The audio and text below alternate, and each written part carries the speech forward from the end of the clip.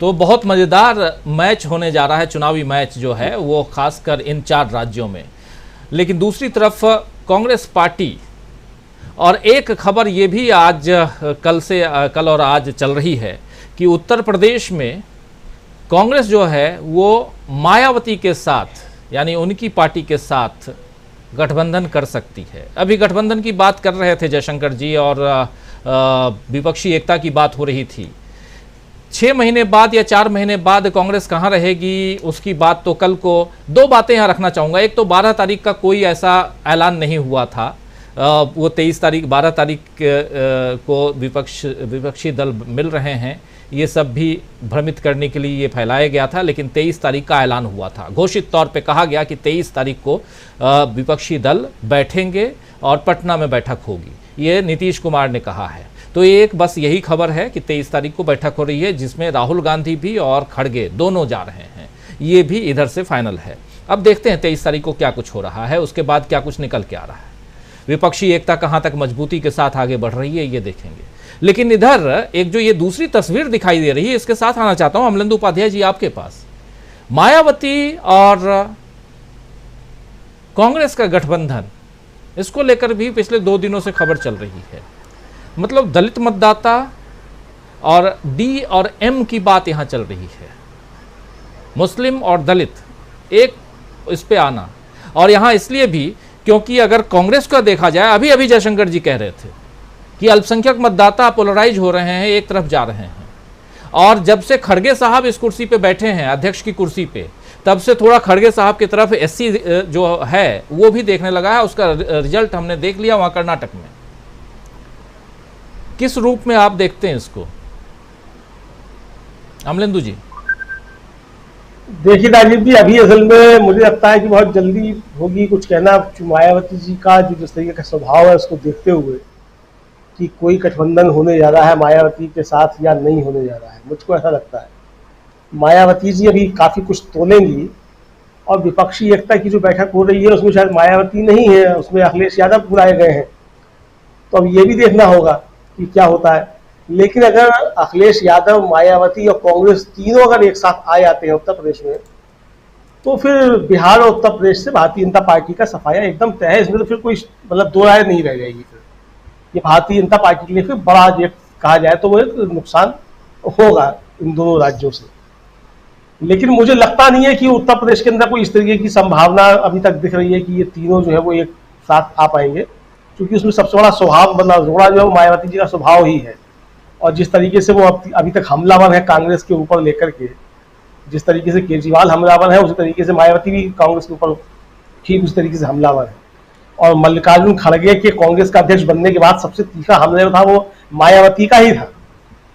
तो इसलिए अब मुझे मतलब ये तो संभावना ही लगती। लेकिन अगर मल्लिकार्जुन खड़गे उत्तर प्रदेश आते हैं कहीं से चुनाव लड़ने के लिए, ऐसी कोई कांग्रेस कोई रणनीति का तैयार कर रही हो, हालांकि इस समय उत्तर प्रदेश की कांग्रेस को आप बहुजन समाज पार्टी ही कह सकते हो, जो मतलब उनके पदाधिकारी सब है वो सब पुराने बसपाई हैं सब, और कांग्रेसी उसमें 1 या 2 ही है पूरी कमेटी जो है मतलब पूरी उत्तर प्रदेश की तमाम में उनके क्षेत्रीय अध्यक्ष बनाए गए हैं, प्रांतीय अध्यक्ष कहलाते हैं जो 6 या 7, उन सबको आप जोड़ लीजिए तो केवल एक जो है वो योगेश दीक्षित, उनको छोड़ के बाकी सब बसपाई हैं। प्रदेश अध्यक्ष भी पुराने बसपाई है, और वो कांग्रेस अध्यक्ष के साथ साथ पूर्व सांसद भी लिखना नहीं भूलते हैं अपनी प्रेस विज्ञप्तियों में। मतलब ये बताना चाहते हैं कि वो कांग्रेस के अध्यक्ष से उनका पूर्व सांसद बसपा का होना वो बहुत बड़ा है। हालांकि उन्हें 3000 वोट मिले थे चुनाव पिछला जब वो लड़े थे। तो इस तरीके से मतलब वो पूरी बसपा ही वहां हो गई है। तो अब उत्तर प्रदेश की उनकी पूरी पार्टी जो काम करती है, वो जो उनके है वो सब बसपा की तरीके से ही है। लेकिन इसका कोई जो फायदा मुझे लगता है कि सबसे बड़ा रोड़ा का बनेंगे बसपा के साथ, तो नसीमुद्दीन बनेंगे फिर वहां जो उनके पश्चिमी उत्तर प्रदेश के अध्यक्ष हैं। तो ये बहुत सी दिक्कतें वहां होंगी अभी। तो इसलिए मायावती के साथ कोई संभावना मुझे कम लगती है अभी इस तरीके। लेकिन चूंकि बड़े हित देखे जाते हैं और मायावती जी को भी लग सकता है कि मल्लिकार्जुन खड़गे के आने के बाद परिस्थितियां बदली हैं और एक सेंटीमेंट जगह है दलितों के अंदर पूरे देश भर के अंदर कांग्रेस को लेकर। तो ऐसे में अगर मायावती जी को अपना भविष्य कुछ लगता है कि खतरे में है, तो निश्चित तौर पर फिर वो कांग्रेस के साथ जाएंगी। फिर वो भारतीय जनता पार्टी के साथ जाने की या पिछले दरबारी के साथ जाने की कोई कोशिशें किसी हाल में नहीं करेंगी फिर। लेकिन अब ये मायावती जी के ऊपर काफी निर्भर करेगा और कांग्रेस के ऊपर भी निर्भर करेगा, और जो खासतौर से विपक्षी एकता जो हो रही है उसमें क्या परिस्थितियां बनती हैं उस पर भी बहुत कुछ निर्भर करेगा। तो अब ये तो मालूम पड़ेगा ये क्या होता है उत्तर प्रदेश में, क्या नहीं होता है। काफी चीजें जो है वो गड़बड़ वरना अभी कुछ है। तो अभी विपक्षी एकता को उस तरीके से भी नहीं लिया जा सकता। और जैसा जयशंकर जी कह रहे थे कि अगर तीनों राज्यों में मान लीजिए भारत में कांग्रेस जीत जाती है तो उसका विपक्षी एकता पे जो है मतलब बुरा असर पड़ सकता है। उत्तर प्रदेश में उसका मुझे लगता है कि कोई असर नहीं पड़ेगा, बाकी और जगहों पर पड़ सकता है उसका कोई असर जो है वो होता हो, क्योंकि उत्तर प्रदेश में जो है वो तो जिनको लड़ना है हमारे आगे मध्य प्रदेश में वो लड़ेंगे ही लड़ेंगे, जिनको लड़ना है, जिनको नहीं लड़ना है वो नहीं लड़ेंगे। तो यहाँ तो मतलब उत्तर प्रदेश का मसला जो होगा वो बिल्कुल एकदम अलग तरीके का होगा। और मुझे लगता है कि आखिरी समय में भी जो है बहुत सी चीजें इधर उधर वाली कुछ चीजें होंगी कुल मिलाकर के। लेकिन दलितों का एक बड़ा वर्ग जो है वो निश्चित तौर पे अब मल्लिकार्जुन खड़गे की तरफ देख रहा है। और भारतीय जनता पार्टी ने मुझे लगता है कि इसके लिए मतलब राहुल गांधी को फांसने की तैयारी की जिस तरीके से, और ये तैयारी भारतीय जनता पार्टी ने खुद तैयार कर दी।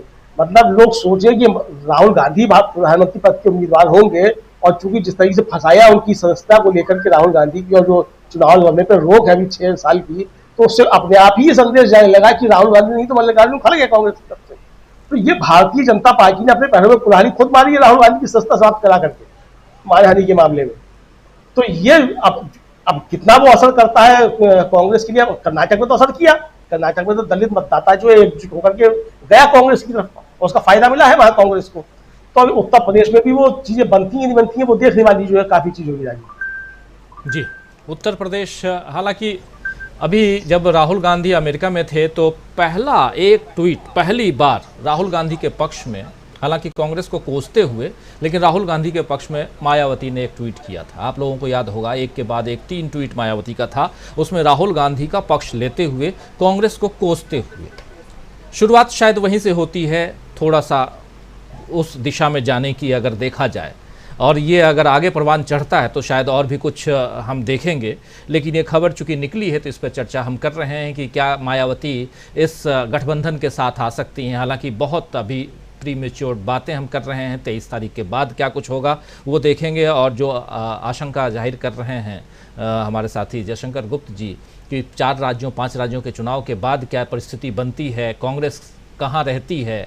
आज शशि थरूर ने कहा है कि कांग्रेस को कर्नाटक की जीत के बाद ज़्यादा उस पर मतलब गुमान नहीं करना चाहिए और आगामी चुनावों पर भरोसा करना चाहिए, आगामी चुनावों की तैयारियों में जुटना चाहिए।